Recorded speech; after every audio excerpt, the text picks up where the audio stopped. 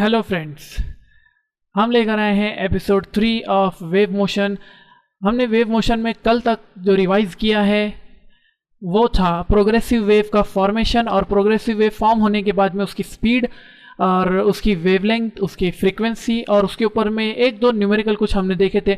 उनके बाद आज जो सबसे इम्पॉर्टेंट पार्ट हमको रिवाइज करना है हमारे स्टेशनरी वेव चैप्टर से पहले वो है इंटरफियरेंस। ठीक है, तो चलिए देखते हैं इंटरफियरेंस क्या होता है।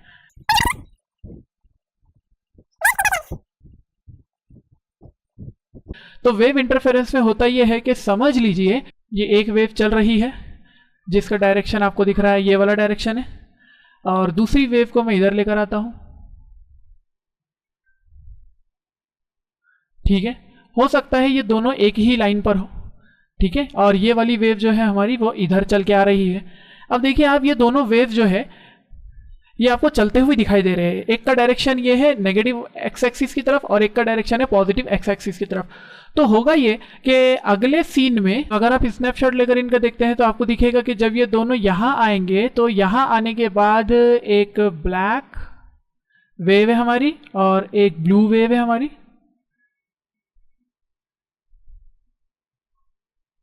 ठीक है, दोनों भी वेव है इस तरह से यहां आ गए हैं।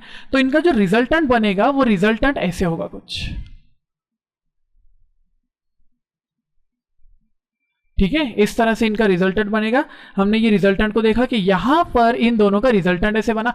उसके बाद क्या हुआ, तो उसके बाद में आप देखेंगे तो ये ब्लैक वेव जो है आपकी ये ऐसे आगे चली गई है और जो हमारी ब्लू वेव है वो इस तरह से आगे चली गई, ये ऐसे जा रही है और ये ब्लैक वाली ऐसे जा रही है। ठीक है ना, हमने ऐसे दिखाना है इसको, ये वाला। तो हम यहाँ पर देखते हैं कि यहाँ पर जो सबसे इंपॉर्टेंट बात हमको देखने में आई है वो ये कि दोनों के जो एम्पलीट्यूड्स थे, इसको एम्पलीट्यूड बोलते हैं, दोनों का पल्सेस बोलते हैं, इनकी एम्पलीट्यूड्स है। ये दोनों एम्पलीट्यूड्स का यहाँ पे हो गया है सुपरपोजिशन। ठीक है, तो ये हुआ सुपरपोजिशन। ये एक हमने फंडा सीखा। अभी दूसरा केस देखते हैं। ठीक है, ये पहला केस हो गया, ये दूसरा केस देखते हैं। दूसरे केस में हमारे पास में एक ब्लैक वेव है, ठीक है, और उसी समय पर चलने वाली एक ब्लू वेव है और वो कुछ इस तरह की है। ये वेव ऐसे चल रही है और ये ब्लैक वेव इस तरह से चल रही है। ठीक है, क्या बात क्लियर है? अब ये दोनों वेव्स चल रहे हैं। जब ये दोनों यहां पर आकर बीच में मिलते हैं तो देखिए क्या होगा, यहां से ये दोनों आएंगे। ठीक है, और ब्लू वेव हमारी, ठीक है, इस तरह का। लेकिन जो हम यहां पर बनाएंगे रिजल्टेंट, वो रिजल्टेंट हमारा होगा रेड से। ठीक है, इस तरह का होगा। तो रेड पे ये रिजल्टेंट क्या आया, तो हम बोलेंगे इसको रिजल्टेंट आया यहां पर 0। और हम बोलेंगे यहां पर कितना आया, तो हम यहां पर बोलेंगे यहां पर आया मैक्सिमम। ठीक है, मैक्सिमम। तो हमको ये पता चला कि यहां पर 0 आया, मतलब इसको मिनिमम भी बोलेंगे, इसको मिनिमम बोलेंगे। तो ये हो गया मिनिमम और ये हो गया मैक्सिमम। यानी कि सुपरपोजिशन के बाद हमको जो मैक्सिमम एम्पलीट्यूड और मिनिमम एम्पलीट्यूड मिला वो ये दो केसेस में मिलता है। ठीक है, ये बात क्लियर हुई। तो हम इसको इस तरह से भी समझ सकते हैं कि अगर फॉर एग्जांपल डिफरेंट केसेस हम देख सकते हैं इंटरफेरेंस के डिफरेंट केसेस हमको देखना है कि अगर इंटरफेरेंस होगा तो क्या होगा। ठीक है, और इंटरफेरेंस होने की वजह से यहां पर हमको जो चीजें मिलेगी वो क्या होगी। तो देखिए इंटरफेरेंस में सबसे अहम जो है हम यहां पर बोलेंगे डिफरेंट केसेस ऑफ इंटरफेरेंस। सबसे पहले यहां पर होगा कंस्ट्रक्टिव और डिस्ट्रक्टिव इंटरफेरेंस। ठीक है, कंस्ट्रक्टिव और destructive interference. Second type category हो सकती है इंटरफेरेंस होने की, दो वेव्स एक जगह पर एक ही पॉइंट पर आकर मिलने की। दूसरी कैटेगरी ये हो सकती है कि यहां पर फॉर्मेशन ऑफ बीट्स होगा। ठीक है, फॉर्मेशन ऑफ बीट्स। और तीसरा केस यहां पर हो सकता है formation of standing wave.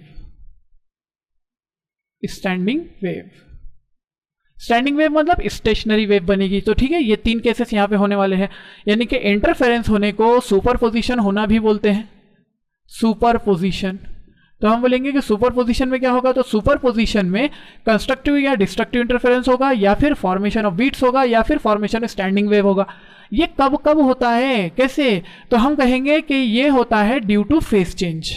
Constructive destructive interference होता है ड्यू टू फेज डिफरेंस, ठीक है, ये फेज डिफरेंस की वजह से होता है।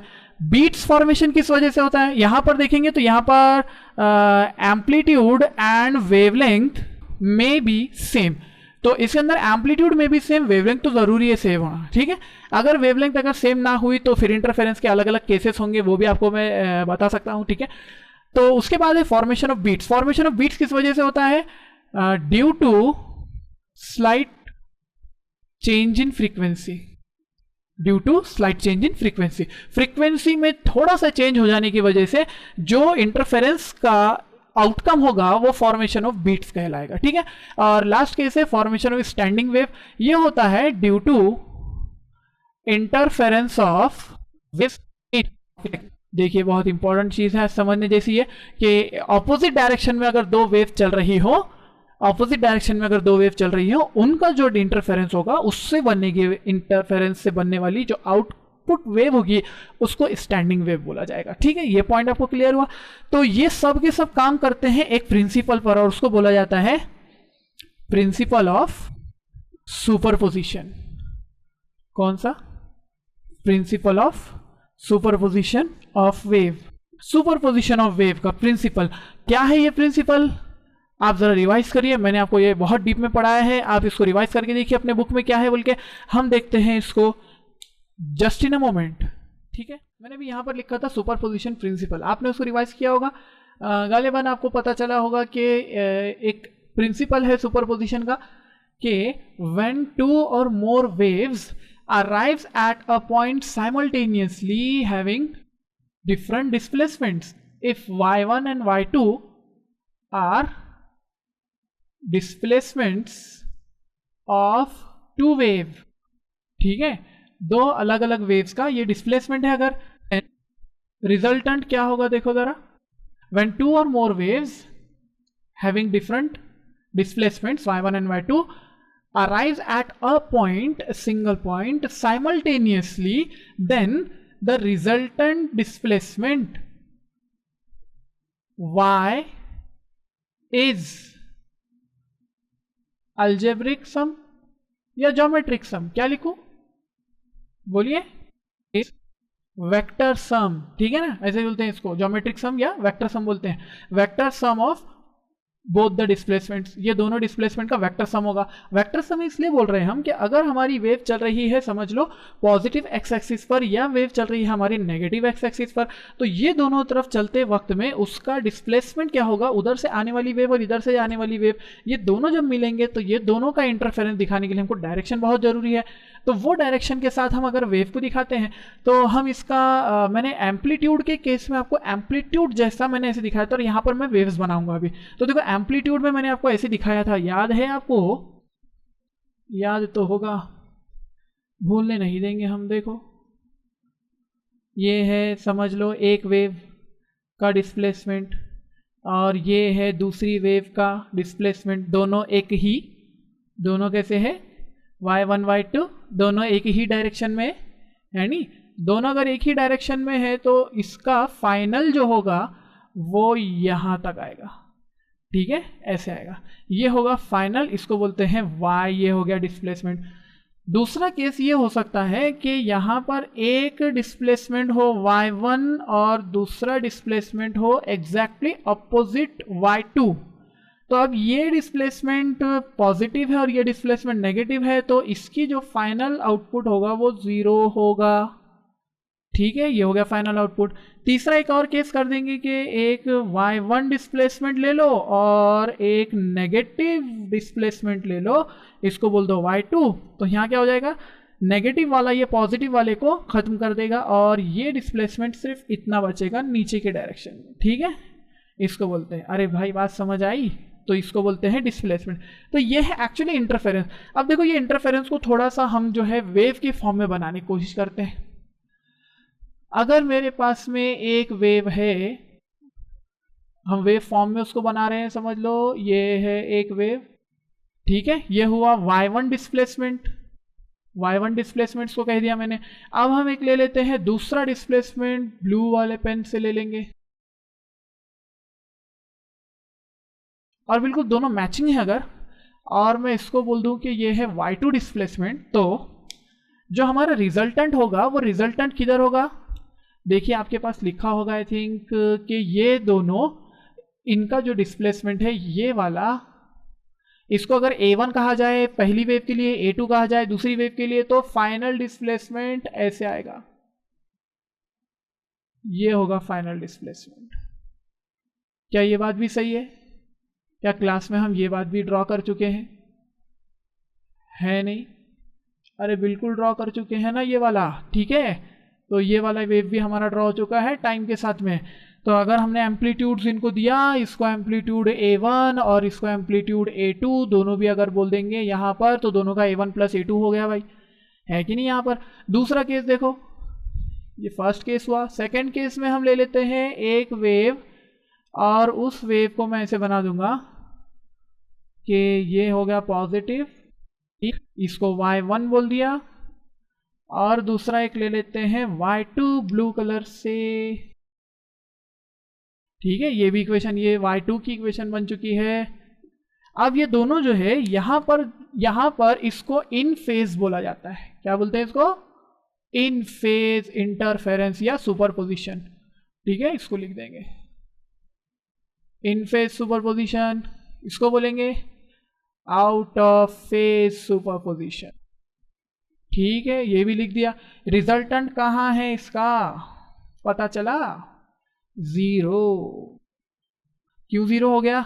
ऊपर का जो डिस्प्लेसमेंट है पॉजिटिव वाला, ये डिस्प्लेसमेंट है पॉजिटिव वाला, इसने नीचे के डिस्प्लेसमेंट नेगेटिव वाले को क्या कर दिया? मार दिया। तो ये दोनों हो गए खत्म। अगर दोनों खत्म तो एम्पलीट्यूड 0, ये वाला केस है। मैंने पहले ये जो केस बनाया वो इस टाइप का था केस, ठीक है, और दूसरा वाला केस इस टाइप का था। ये दोनों केसेस हो चुके हैं। आप अगर तीसरा ड्रॉ करना चाहते हैं तो तीसरा भी ड्रॉ करके देख लीजिए। बहुत सारे अलग अलग केसेस आप ड्रॉ कर सकते हैं, ठीक है। इसको बहुत सारी बुक्स में जो है तो ऐसे ड्रॉ किया जाता है, बहुत सारी बुक्स में इसको ऐसे ड्रॉ करते हैं। देखो ये एक वेव, दूसरी वेव इसी के नीचे ला लेते हैं, ये वेव का डिस्प्लेसमेंट, ठीक है, ये भी ला लिया इसको। और तीसरा अब फाइनल होगा, तो फाइनल हमारा रेड से आ जाएगा।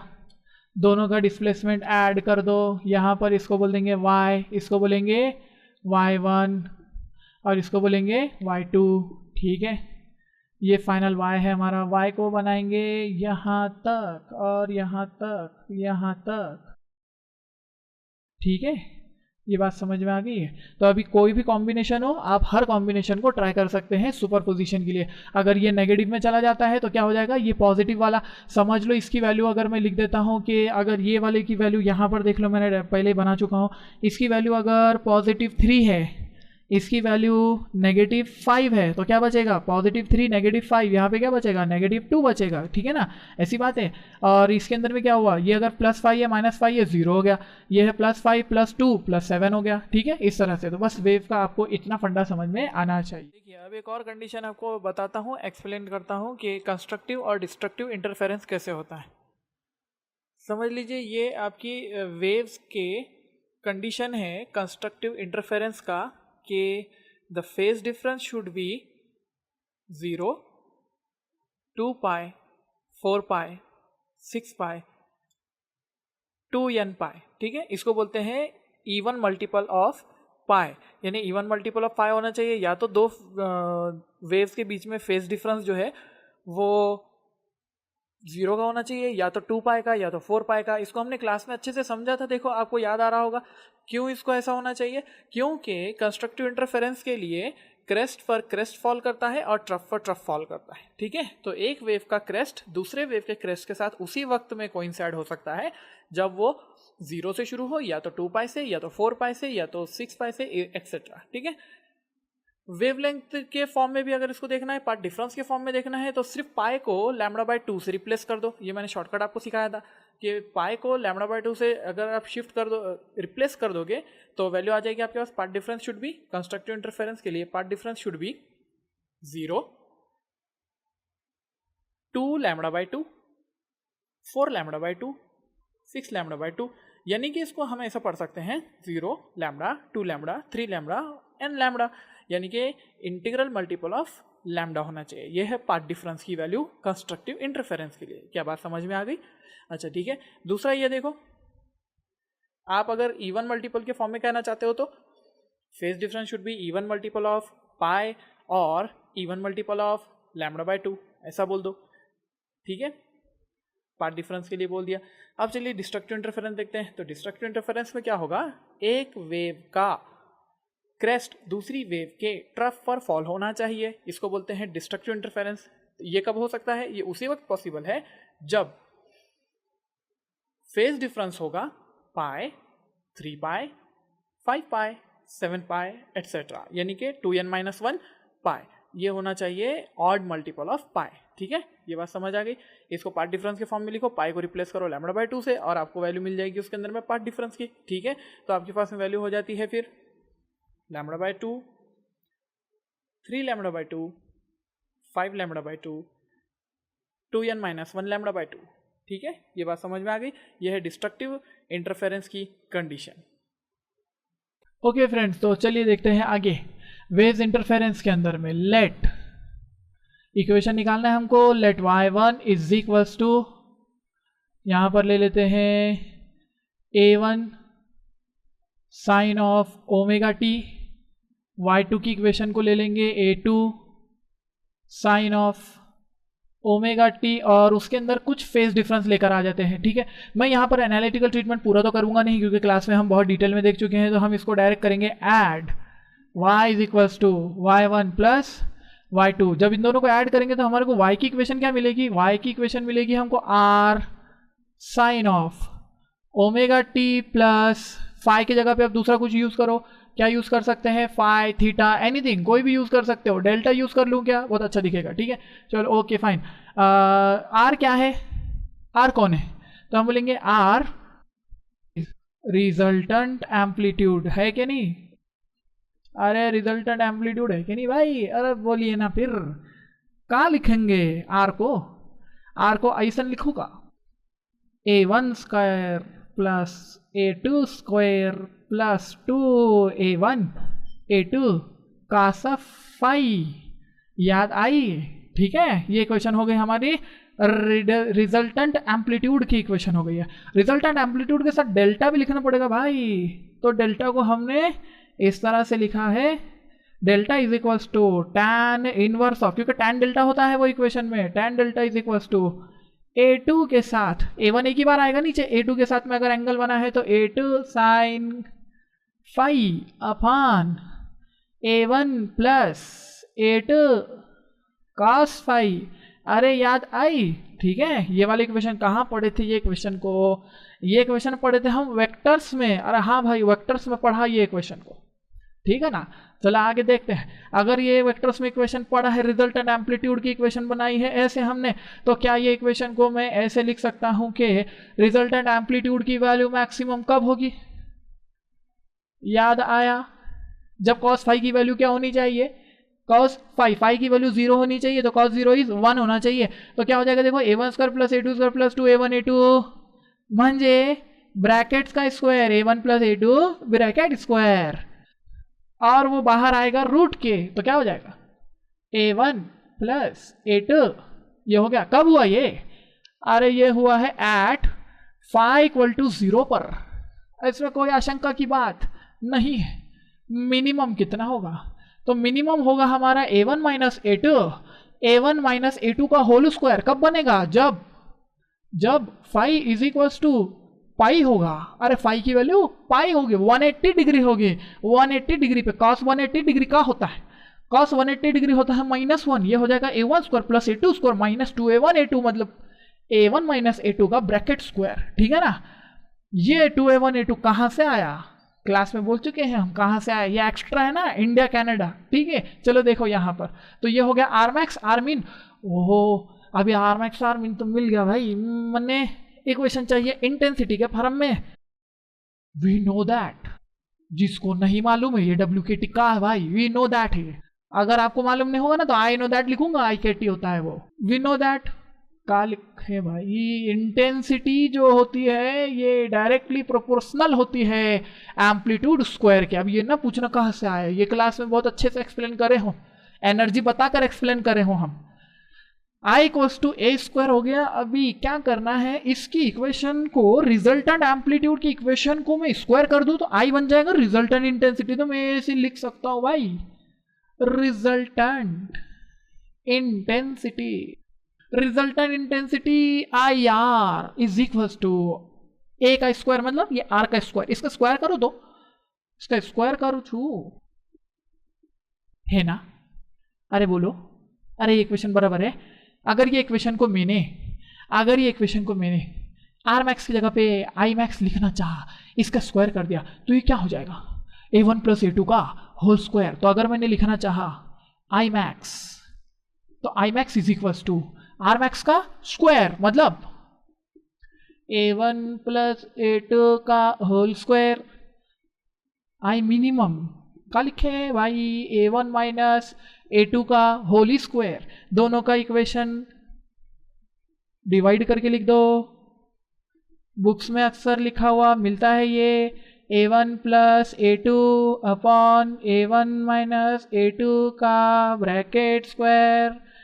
इसमें से a2 कॉमन निकाल लो, a1 अपॉन a2 आ जाएगा, और कॉमन निकाल के उसको बाहर निकाल के कैंसिलेशन कर दो। बचा क्या, आपके डेरिवेशन है इसलिए मैं यहाँ पे थोड़ा फास्ट बताऊंगा।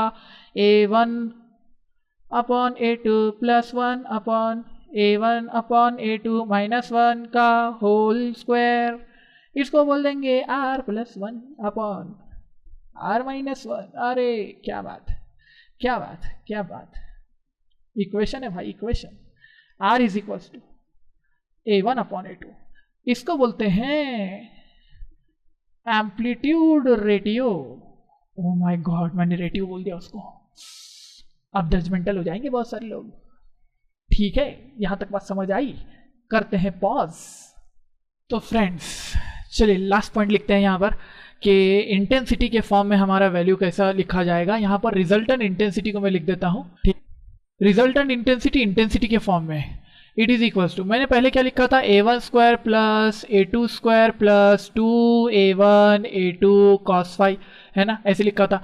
मैं अगर इसको ऐसे लिखूँ तो रिजल्टेंट इंटेंसिटी = a1², इसकी जगह पे आ जाएगा i1 प्लस a2² की जगह पे आ जाएगा i2 plus twice √i1 i2 और ये cos ∅, ठीक है, ऐसे लिख देंगे इसको। तो ये सिर्फ क्योंकि एम्पलीट्यूड का स्क्वायर होता है तो i बनता है, अब ये तो स्क्वायर नहीं है तो इसीलिए यहाँ पर इसको ऐसे बनाना पड़ा। ठीक है, बात समझ में आ गई आपके।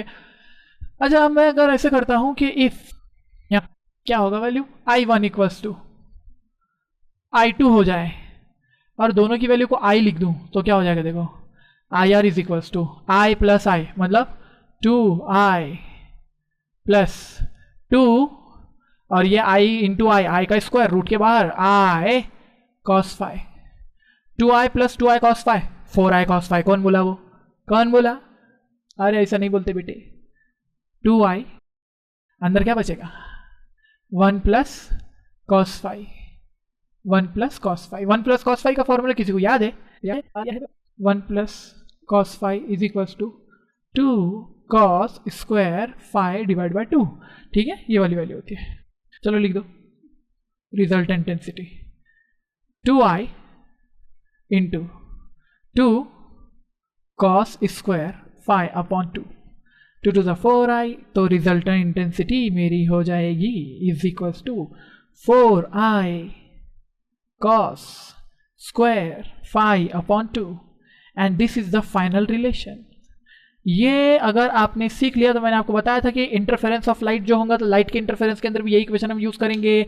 इसके अंदर में मैक्सिमम की वैल्यू क्या होती है, तो इसके अंदर में आई आर की जगह पे हम लिखेंगे आई मैक्स की वैल्यू होती है कॉस स्क्वायर की वैल्यू, cos स्क्वायर ∅/2 की वैल्यू हो जानी चाहिए 1 और ये हो जाएगा 4i ओनली, ठीक है, 4i ओनली। कब, जब ये हो जाएगा 0, ऑब्वियसली ∅ = 0 है ना, एट ∅ = 0 और i मिनिमम की वैल्यू होती है 0। ये 4i बना था ना, इसके जगह पे एम्पलीट्यूड कितना होगा, एम्पलीट्यूड की फॉर्म में बात करें तो कितना होगा 2a होगा आई थिंक, है ना, स्क्वायर रूट निकालो ना उसका, और ये कितना हो जाएगा 0 कब, at phi equal to 180 degree, है ना, पाई 180 डिग्री, 180 डिवाइड बाई 2 कितना हुआ 90, कॉस 90 0 खत्म, 0 बचा कुछ नहीं, बचा कुछ। ठीक है, तो ये है हमारे सारे वैल्यूज। एक शॉर्टकट फॉर्मूला और देता हूँ, अगर आप निकाल रहे हो I1 अपॉन I2, ठीक है, I1 अपॉन I2 अगर इसकी वैल्यू निकाल रहे हो तो इसकी वैल्यू निकलती है I max upon I min plus 1 upon I max upon I min root में I max upon I min minus 1 का होल स्क्वायर, है ना, ऐसे होता है। और अगर स्क्वायर रूट निकाल दिया तो एम्पलीट्यूड बन जाता है, amplitude A1 upon A2 it is equals to under root of I max upon I min plus 1 divided by I max upon I min minus 1, just इसका स्क्वायर नहीं करते, ठीक है, ये एम्पलीट्यूड है, एम्पलीट्यूड निकाला ही गया है, स्क्वायर रूट करने के बाद आई का स्क्वायर रूट किया तब हमको ये मिला, तो एम्पलीट्यूड रेशियो इससे बनता है भाई, और ये इसको जस्ट स्क्वायर में ले लेना है। ये मेरे वीडियो बनाते टाइम ही यार इन लोग को प्रॉब्लम होता है, क्या यार, हे